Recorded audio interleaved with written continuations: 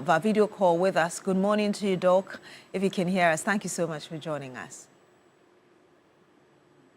Good morning to your viewers. Yes, I can hear you. Yes. Doc, we read your statement, quite detailed, asking people to voluntarily submit their arms. They will not be questioned. They will not be prosecuted. But in the statement, you said that in the coming days and weeks, when specifically, should we expect this amnesty to take effect? Well, yes, thank you very much. It's likely to be on the 11th of... there has been another statement by the Honorable Minister of the Interior. So it's likely to be on per the statement, it's going to be on the 11th of November. 11th of November, and it's going to be in force until when? Because we understand it's just a period. It's going to be in force until the 31st of December, 2025. And of course, the statement came out yesterday. We've spoken about it since then. Has there been any immediate response coming in yet that shows that indeed people are willingly or wanting to give out their arms to the commission and perhaps the police stations where they find themselves? Yes, correct. It's generated a lot of discussions, on social media, in the conventional media, and amongst, when you go on WhatsApp and other groups, and you measure the comments by people, it looks like almost everybody knows someone who has a weapon. But that almost everyone is not sure whether that weapon is licensed or is not licensed. And so that is the problem, because then it's become very difficult to know who owns a weapon legitimately and who probably doesn't own a weapon legitimately. Between myself and you, you should be able to tell that this person holding this weapon probably can buy that weapon and is fit enough to own that weapon. There are some people you see during festivals, you see during celebrations, you see during, call them gun-related matters, and you can tell that this person, the weapon he's holding, is not a legitimate weapon. And there has to be a distinction between civilian, the civilian type of weapons and the non-civilian type of weapons. So you have the assault rifles, semi-automatic weapons. These are not weapons that should be licensed, that the state would never license for you. These are weapons that are used mainly by the state. So the AK series, you have the AK-47, the 48, 49, it goes on and on and on. You have the G series, and we have the M series of weapons. These are some of the commonly used weapons in this area by some people, hoodlums and bandits, who are not supposed to be having them, let alone brandish them and use them. And we have a good number of galamseyers who are also holding on to pump-action guns and locally manufactured weapons, who are not supposed to be holding them because they have not gone through the process of acquiring them. And they use them to foment trouble, and it becomes difficult sometimes to detect or to be able to know who has that weapon. So this amnesty is coming in to help take stock and let people surrender their weapons. Doc, aside from the conflicts that we've seen where people have used guns and killed people, even yesterday we heard a story from Binduri where 2 children were shot dead. Are you able to paint a picture for us how bad the situation is? The reason you've opened this window of 11th of November to the end of December to kind of retrieve the weapons that are in wrong hands? It's a very bad, call it, situation that the current administration has inherited. It is a situation that I dare tell you that probably existed long before today. And you can talk about it. 9 out of 10 violent crimes or violent conflicts we see in this country are by the use of firearms. Now, if you ask the NIMOS, the Anti-Galamsey Task Force, they will tell you that most of the operations they undertake, they themselves would have to be well armed, because most of the Galamseyers are so armed. And so it tells you that the situation has been that bad, so that just a little disagreement that probably man to man would have just exchanged some blows or just talk about it and go home and sleep. One will pull a weapon, and so the other feels that I should also have a weapon. You go to our communities where, little chieftaincy disputes, little family disputes, then people pull weapons because they have weapons. And so weapons have become the ideal form of, fighting disputes in our community, which shouldn't be, which has never been. And so it is something that needs to be dealt with. It's become so strange. You can talk about Gwinyiri, you can this Binduri one you spoke about. What has little children got to do with adults who are disputing, who are disagreeing, or adults who want to get themselves involved in, criminality? But these little children, innocent little children, have been shot dead. I think the MP's home was burnt. And maybe if he was there, he could have also been assaulted. It's because these bandits, these criminals who are parading on our street corners and communities, we know them. They have firearms. And so the little misunderstanding, they use it on you. And it's not just limited to one community. You talk about the Babu Ulomos, the high priest of the Dangbe area. He was outdooring a queen mother also, and openly, unfortunately, they shot one of the queen mothers. Just in the open. A military officer was shot over land somewhere last year or so in the Kaswa area. And this is a military officer, I think he was in uniform, who had gone to inspect his land dispute. They went to a police station, and this local chief around the area is now in police custody, pulled his gun and shot and killed him. He's wasted this young military officer's life. And very likely, if the state is able to prosecute him and is successful, his life will also be wasted, because now the death penalty is not part of our criminal code. But you can guarantee that he's going to receive life sentence if the state is successful with prosecuting him. And so we have a lot of young people and a lot of people who don't understand the harmful effect of owning a firearm. And so I will tell you that what happened in Ashanti or Tree and a couple of schools where, when I was in secondary school, decades ago, we didn't even go to school apart from our cutlery. We didn't even go to school with knives.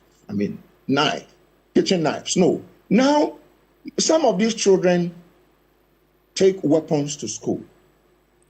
Why? Because social media has made it possible for them to see what is happening in other places, and they want to show. They want to show their weapons and take a snap, whatever, and share it with their friends. And so you joke and they shoot it. They shoot at you. Now, when students are demonstrating about food in their secondary schools, those days, instead of, the school I attended, maybe you throw kinky, ball of kinky when you are not happy with it. Now they take weapons and sometimes they shoot at their teachers and call them those instructors in these secondary schools, which is very bad. And so for me, the gun amnesty is coming to ensure that we attempt to sanitize the environment, sanitize our communities. And it's a type of, call it amnesty, that we've not seen since independence. It's well planned. We've been planning this for the last 4 months. Fortunately, through the Honorable Minister of the Interior, Cabinet gave approval for the amnesty. And so it's now for the Interior Minister to do the formal, the legal, that becomes legal, the legal declaration. And so once that is done and the date is set, let's say if he says on the 15th, he does the declaration on the 11th and says it is effective on the 15th or immediately.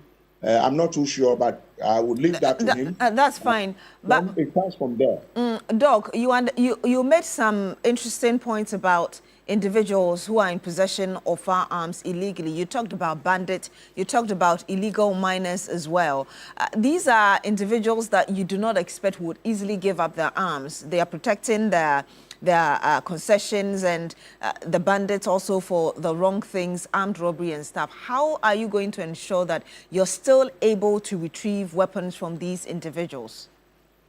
The good thing is that there is a window of opportunity for these individuals or for those who know them to let the agencies, including ourselves, the Small Arms Commission, know that A.B. Akwesi Mensah has a weapon, and so we are expecting that he would surrender the weapon during that window that the state is going to open for, voluntary surrender without any prosecution or without any victimization.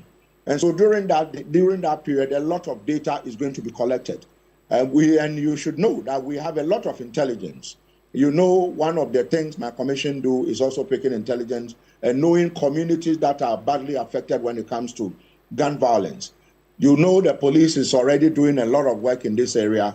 Other security agents, the national security, the NIB are all working. And so we are working, collaboratively to ensure that these things are done and done well. So during that period, those who decide not to surrender, it means we of course, we are not expecting 100% surrender, because like you mentioned, those who need them to aid them to do their own nefarious activities might not want to. But the good thing is that if you are a neighbor, you would then know that, okay, a window of opportunity was open. We're expecting this person to surrender his weapon. It means that people will share that information with us, and chances are that you would be picked up, the weapon seized from you, and now you would go to jail.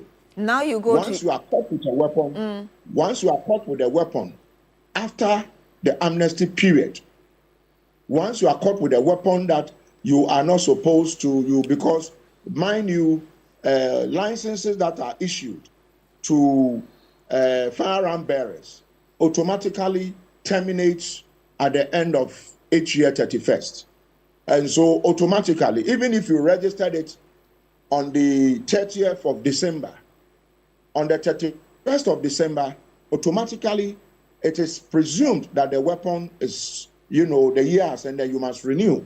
So after 31st, every weapon that is in civilian custody, any civilian's custody, is presumed to not have been registered. Let me ask you this question. Let me ask you this question. Forgive me, Doc. I'm glad you talked about the coordinated nature of this. If you can answer this question, kind of a two-question in one, how are you going to ensure transparency? And for those who are watching watching you, where do they submit their weapons? At the district level, police station? If you can educate us on that.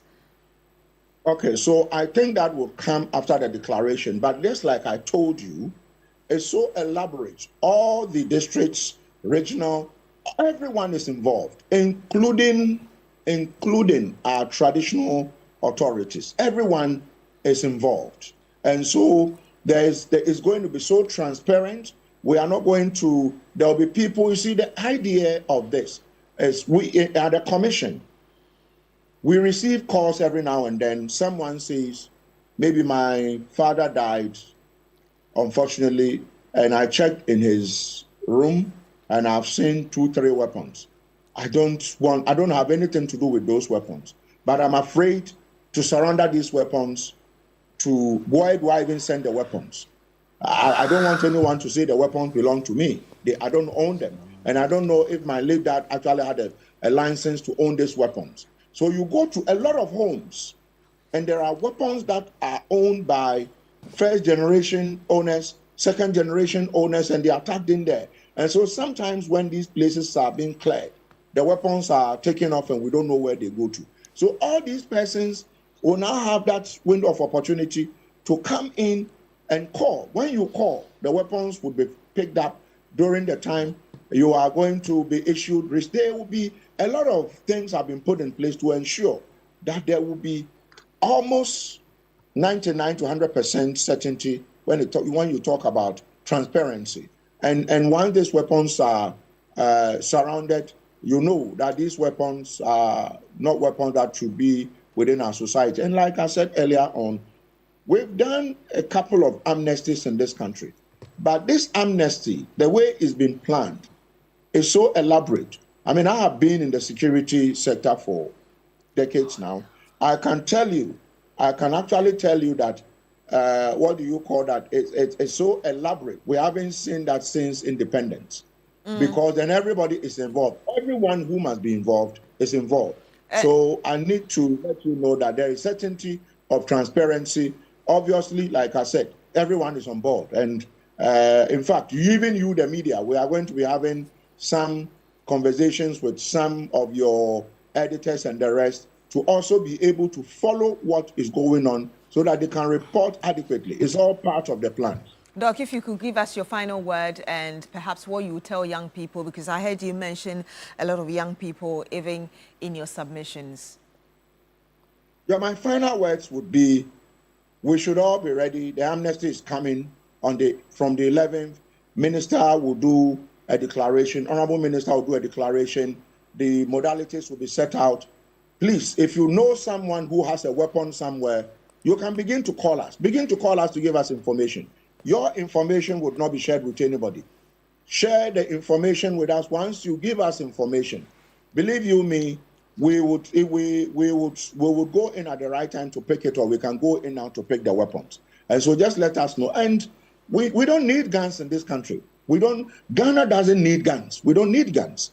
Guns have destroyed countries. And so as a country, what we are doing as part of the security agencies, the Small Arms Commission, what we are doing is to help to ensure that the idea of I must own a gun, is taken away from our mentality. So young people who are watching me, if your dad has a weapon, your cousin has a weapon, you don't know whether it's registered or not registered, pick up a phone, let us know, send us a message, let us know. We will check to make sure that whether it's between now and the 11th, whether it's registered or not. So don't wait even for the 11th to give us information. We've been doing this for some time, but the 11th is that window where people will not be prosecuted. But from now on, before the 11th, people should call freely and give us information, please. Doc, thank you so much for speaking to us.